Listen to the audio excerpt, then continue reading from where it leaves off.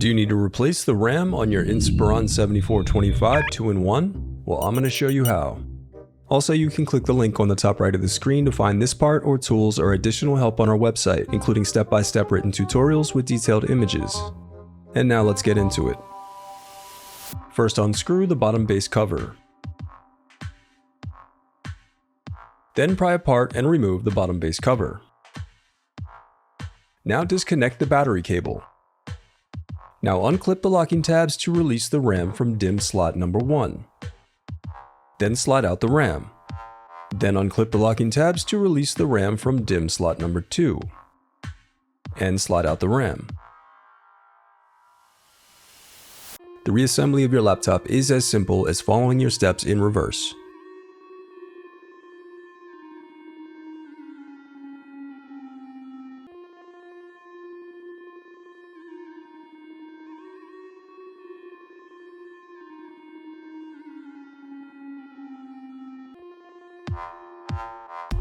If you still need help, you can visit partspeople.com and view printable DIY instructions to help you along the way. We also have playlists of thousands of Dell tutorials for hundreds of different models, so keep checking back. Thanks for watching.